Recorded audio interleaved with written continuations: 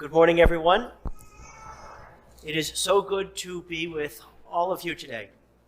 When my parents come up for Mass, I can always be sure of two things. First, that they're going to take me out for dinner afterwards, which is nice.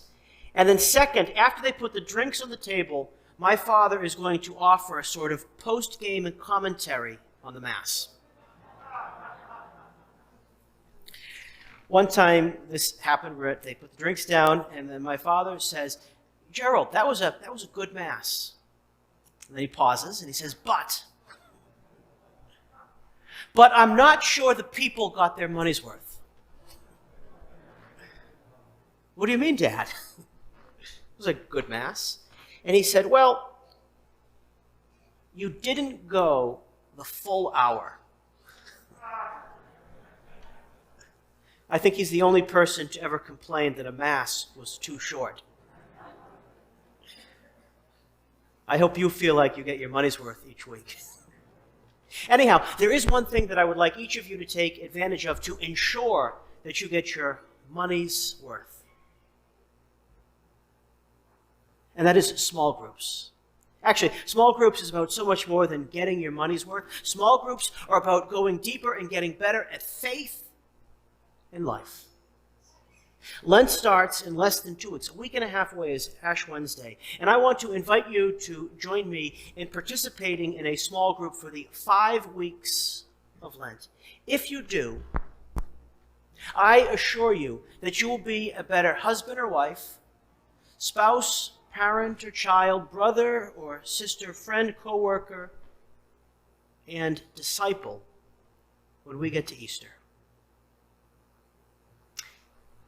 We would love for you to learn more. If you want to learn more today, please see Gerald as you leave. And be sure to get one of those little business cards that have all the details. We are in the fourth and the final week of our message series, Open the Eyes of My Heart. If you're just joining us, I want to take a few moments to sort of recap everything that we've been talking about these past weeks. In week 1, we said that in different ways, each of us have blind spots. That is, we miss the things that are around us. And we said that when our hearts are closed, we presume the worst, and then we miss out on the unexpected surprises that God has for us. In week 2, we talked about how there is a difference between the way that you see yourself and how God sees you. For some of us, maybe we think we're worse than we are. For others, maybe we think we're better than we are.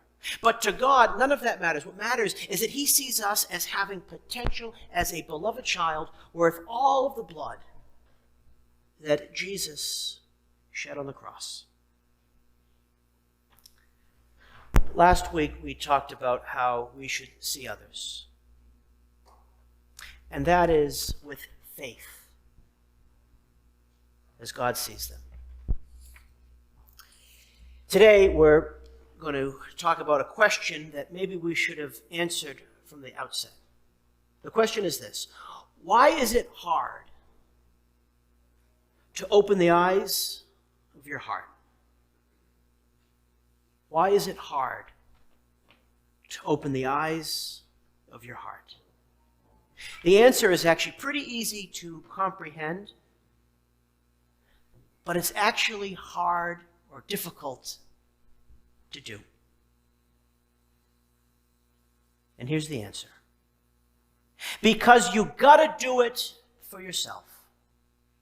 It is hard to open the eyes of your heart because you gotta do it for yourself.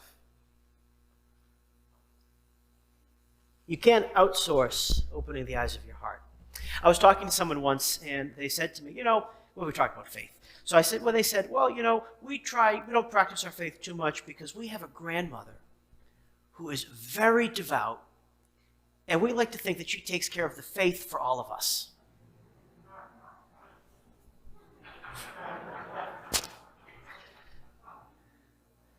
I'm not sure that's how it works. Because God does not have grandchildren. God only has children. And when we get to heaven, God doesn't care about someone else's, He cares about your faith. You got to do it for yourself. And if we push the question a step further, why am I not as holy as I should be? Why am I not as far along my discipleship path as I should be? There's only one answer. It's because of me. It's not because of my family. It's not because of the things that cause me stress and anxiety. It's not because I lack time. We all have the same amount of time, as it turns out. It's not because of the economy, politics, COVID, or anything else that is outside of me. It's because of me. And I know I'm not alone in this, because I'm sure you feel it too. As the saying goes, I am my own worst enemy. And the reason for this is we all share that inherited brokenness called original sin. This problem isn't new. About 400 years before the death of Christ, the philosopher Plato wrote a famous work called The Allegory of the Cave. Perhaps you read it in college. I'm going to do a bad job summarizing it, and if there's any philosophy teachers here, well, I'm sorry. But the basic gist of the allegory of the cave is this. There's a group of prisoners who have been chained in a cave such that they can only look forward at the wall in front of them.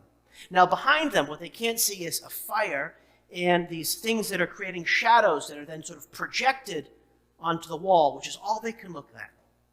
And since that's all they can see, these shadows that happen to move about the wall, they begin to think that those shadows are the real thing. But then one of the prisoners gets free, and he begins to walk around the little cave. He sees the fire that's behind him, the things that are creating the shadows, and he begins to see things as they are. Then he makes the rough ascent out of the cave into the natural sunlight, where then he really, really begins to see. And then he decides to go back down into the cave to rescue the other prisoners. And as he goes down to the other prisoners, he's trying to tell them, you can really see these things are not real. And you know what the prisoners do to him? They ridicule him. Because since all they have seen for themselves are those shadows that are dancing on the wall, they think those are real and that he is wrong. And since they did not have his experience, they don't believe him.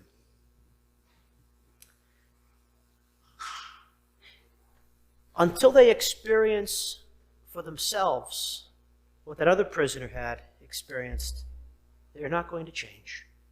And in a way, I think that Plato's cave allegory speaks to our discipleship path. Because wherever you are, whatever is going on in your life, you have a next step. But no one can take that next step for you. You've got to do it for yourself. And it's the same thing with opening the eyes of your heart. You can know up here that it's good to see as God sees. But actually choosing to do it in here is a different matter entirely. Because it requires you to be humble and maybe admit that you don't have all of the answers to life's questions. Because maybe it requires you to let go of patterns of thinking that are at odds with the gospel. But if you do it, no matter what it costs you, it's worth it. We'll come back to that in a few moments.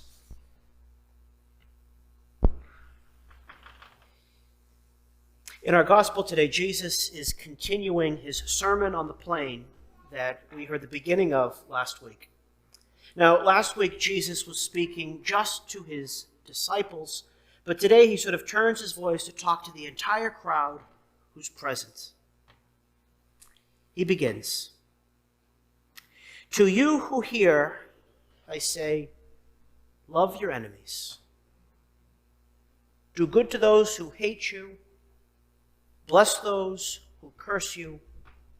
Pray for those who mistreat you." Now, I want you to consider these words in their original cultural setting.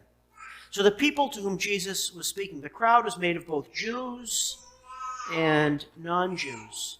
But all of his listeners that day were living under Roman occupation and oppression. So maybe they were expecting Jesus to lead a revolt against Rome. But that's not what they got, because Jesus basically says to them, love the Romans. And that's why it's hard for us to open the eyes of our hearts, because to do so, we have to let go of our old way of seeing things. And very often this includes our deep-seated preferences and prejudices.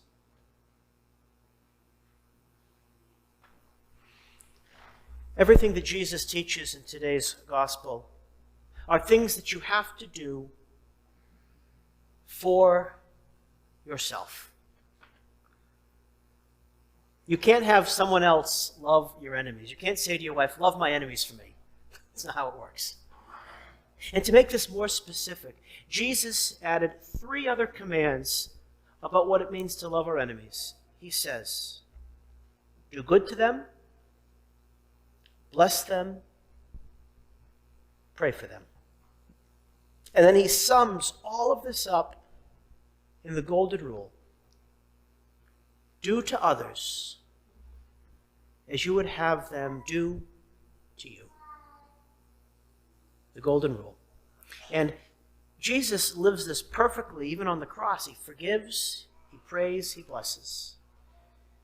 Imagine, what do you think our lives would look like if each of us lived out the golden rule?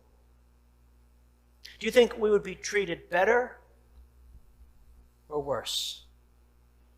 Do you think we would treat others better or worse?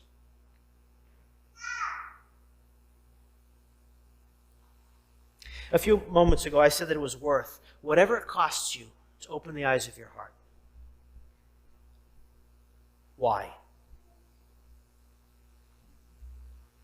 Well, I think Jesus gives us an answer at the end of today's gospel. He says, give, and gifts will be given to you. Good measure, packed together, shaken down, and overflowing will be poured into your lap. What he's telling us is that God is not going to be outdone in generosity. So, whatever effort you put into overcoming that inner resistance that we all feel, be generous. Because it's all coming back to you. And more.